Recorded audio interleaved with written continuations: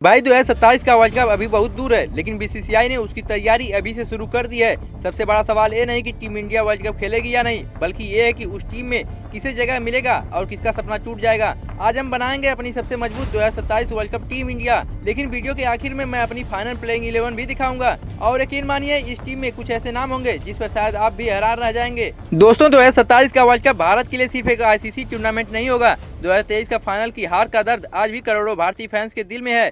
इसलिए इस बार सिर्फ अच्छी टीम नहीं बल्कि सबसे बैलेंस टीम चुनना बीसीसीआई की सबसे बड़ी चुनौती होगी।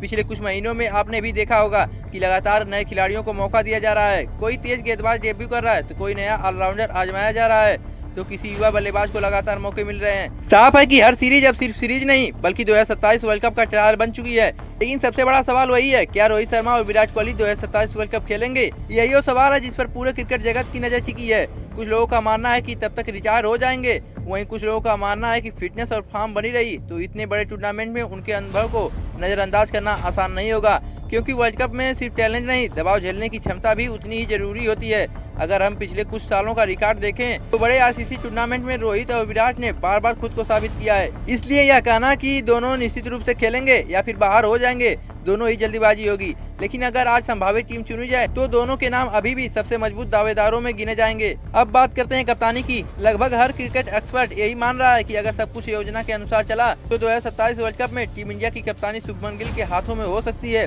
पिछले कुछ समय में उन्हें लगातार लीडरशिप के रोल दिए गए हैं। इससे साफ संकेत मिलता है कि टीम मैनेजमेंट उन्हें भविष्य के लीडर के रूप में तैयार कर रही है। लेकिन कप्तान बनना आसान है, टीम को वर्ल्ड कप जिताना मुश्किल। यहीं से असली परीक्षा शुरू होती है। अब सवाल है कि अगर गिल कप्तान होंगे तो क्या वह ओपनिंग भी करेंगे? इसका जवाब लगभग हाँ है। शुभमन गिल इस समय भारत के सबसे भरोसेमंद वनडे बल्लेबाजों में गिने जाते हैं। नई गेंदों को संभालना, लंबी पारी खेलना और बड़े स्कोर बनाना उनकी सबसे बड़ी ताकत है। इसलिए ओपनिंग में उनकी जगह लगभग तय दिखाई देती है। लेकिन दूसरे छोर पर कौन होगा, यहीं से मुकाबला शुरू होता है। अगर रोहित शर्मा फिट और फॉर्म में रहे तो उनका अनुभव किसी भी युवा खिलाड़ी से बड़ा साबित हो सकता है। लेकिन अगर टीम भविष्य को देखती है तो यशस्वी जायसवाल सबसे बड़े दावेदार बनकर सामने आते हैं। यशस्वी ने पिछले कुछ समय से जिस तरह का निडर क्रिकेट खेला है उसने सिलेक्टर्स का ध्यान अपनी तरफ जरूर खींचा है। हालांकि सिर्फ आक्रामक बल्लेबाजी से वर्ल्ड कप नहीं जीता जाता।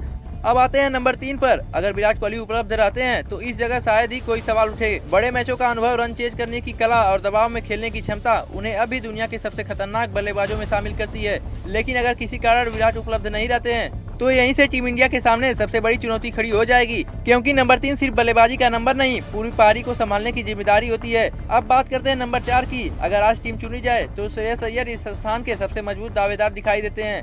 उन्होंने कई मौकों पर मिडिल ऑर्डर को संभाला है और स्पिन के खिलाफ उनकी बल्लेबाजी टीम के लिए सबसे बड़ी ताकत रही है। हाँ, चोटें उनके करियर में बार बार आई हैं, लेकिन अगर वह फिट रहते हैं तो नंबर 4 पर उनसे बेहतर विकल्प फिलहाल बहुत कम दिखाई देते हैं। इसके बाद आते हैं नंबर 5 पर और यहाँ नाम आता है केएल राहुल का। राहुल सिर्फ बल्लेबाज नहीं बल्कि विकेट कीपर के तौर पर भी टीम को संतुलन देते हैं। यही वजह है कि टीम मैनेजमेंट उन्हें वनडे सेटअप में लगातार अहम भूमिका देता रहा है।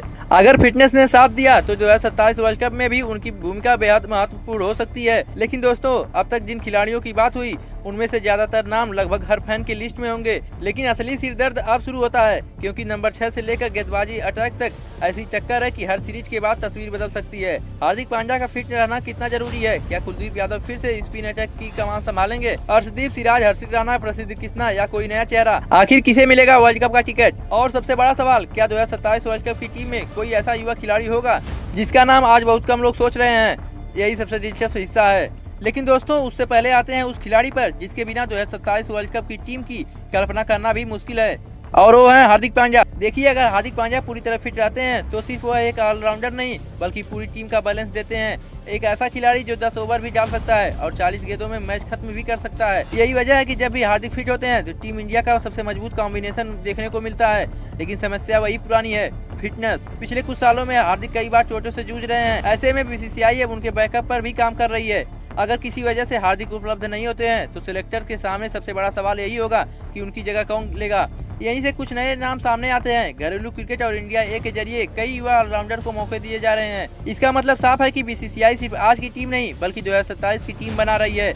लेकिन असली लड़ाई अब गेंदबाजों में है। अगर मैं आपसे पूछूं कि 2027 वर्ल्ड कप में जसप्रीत बुमराह के साथ नई गेंद कौन डालेगा, यही सवाल आज खुद शायद सिलेक्टर के सामने भी है। अगर बुमराह फिट रहते हैं तो उनकी जगह पर कोई चर्चा नहीं हो सकती। दुनिया का शायद ही कोई बल्लेबाज होगा जो बड़े मैचों में बुमराह का सामना करना पसंद करे। लेकिन उनके साथ कौन होगा? एक तरफ मोहम्मद सिराज, जिन्होंने कई बड़े मैचों में शानदार प्रदर्शन किया है, दूसरी तरफ अर्शदीप सिंह, इनकी नई गेंद और डेथ ओवर में दोनों में क्षमता दिखाई देती है। फिर आते हैं हर्षित राणा, जिन्होंने अपनी गति और आक्रामकता से सभी का ध्यान खींचा है। इसके अलावा प्रसिद्ध कृष्णा जैसे भी खिलाड़ी भी लगातार दावेदारी बनाए हुए हैं। यानी साफ है कि तेज गेंदबाजी में कंपटीशन इतना ज्यादा है कि अगले एक साल का प्रदर्शन ही तय करेगा कि टिकट किसे मिलेगा। लेकिन दोस्तों, वर्ल्ड कप सिर्फ तेज गेंदबाजों से नहीं जीता जाता। अब बात करते हैं स्पिन विभाग की। कुछ समय पहले ऐसा लग रहा था कि भारत के पास स्पिन में विकल्प कम हो रहे हैं। कई मैचों में ऑलराउंडर्स ने ही स्पिन की जिम्मेदारी संभाली, लेकिन इसका मतलब ये नहीं कि विशेषज्ञ स्पिनर की जरूरत खत्म हो गई है। अगर कुलदीप यादव अपने लय में वापस लौटते हैं तो वह भी भारत के सबसे खतरनाक विकेट लेने वाले स्पिनर बन सकते हैं।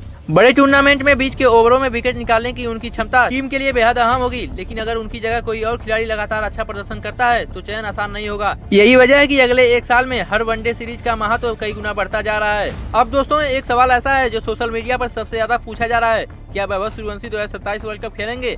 अगर सच कहूं तो यह सवाल जितना रोमांचक है उतना ही मुश्किल भी। वैभव ने कम उम्र में जिस तरह अपनी प्रतिभा दिखाई, उसने सभी का ध्यान खींचा है। दिलीप ट्रॉफी में उप कप्तान जैसी जिम्मेदारी मिलना भी दिखाता है कि उन्हें भविष्य के लिए तैयार किया जा रहा है। लेकिन वर्ल्ड कप खेलना सिर्फ टैलेंट से तय नहीं होता। अगले एक साल में घरेलू क्रिकेट इंडिया ए और अगर मौका मिले तो इंटरनेशनल मैचों में उनका प्रदर्शन तय करेगा कि वह इस रेस में कहां खड़े हैं। यानी दरवाजा खुला है, लेकिन टिकट अभी पक्का नहीं है। और यही बात कई दूसरे युवा खिलाड़ियों पर भी लागू होती है। अब अगर आज की तारीख में मुझे संभावित प्लेइंग 11 चुननी हो तो मेरी टीम कुछ ऐसी होगी। ओपनर शुभमन गिल, दूसरे ओपनर रोहित शर्मा, और अगर किसी कारणवश बदलाव हुआ तो यशस्वी जायसवाल सबसे मजबूत विकल्प। Number 3 Virat Kohli, number 4 Shreyas Iyer, number 5 KL Rahul, number 6 Hardik Pandya. के बाद स्पिन में कुलदीप यादव जैसे विकेट लेने वाले गेंदबाज, और तेज गेंदबाजी की जिम्मेदारी बुमराह के साथ उस खिलाड़ी को मिलेगी जो अगले एक साल में बेहतर प्रदर्शन करेगा। लेकिन दोस्तों, ध्यान रखिए, यह फाइनल की टीम नहीं है, बल्कि आज की परिस्थितियों के आधार पर संभावित टीम है। अगले एक साल में किसी एक खिलाड़ी का शानदार प्रदर्शन या किसी बड़े खिलाड़ी का खराब प्रदर्शन फॉर्म को पूरी तरह बदल सकता है। और शायद यही वजह है कि 2027 वर्ल्ड कप की टीम चुनना पिछले कई सालों की तुलना में सबसे मुश्किल होने वाला है, क्योंकि इस बार सिर्फ अनुभव नहीं, सिर्फ युवा जोश नहीं, बल्कि दोनों का संतुलन ही ट्रॉफी भारत को जिता सकता है। अब मैं आपसे जानना चाहता हूं, अगर आपको आज 2027 वर्ल्ड कप के लिए भारत की प्लेइंग 11 चुननी पड़े तो आप किस युवा खिलाड़ी को हर हाल में टीम में रखेंगे और किस बड़े नाम को बाहर करेंगे? अपनी पूरी प्लेइंग 11 नीचे कमेंट में जरूर लिखिए। और अगर वीडियो पसंद आई हो तो इसे शेयर करना मत भूलिए, क्योंकि 2027 वर्ल्ड कप तक ऐसे ही बड़े एनालिसिस इस चैनल पर लगातार आते रहेंगे। मिलते हैं आपसे अगली वीडियो में, तब तक के लिए जय हिंद।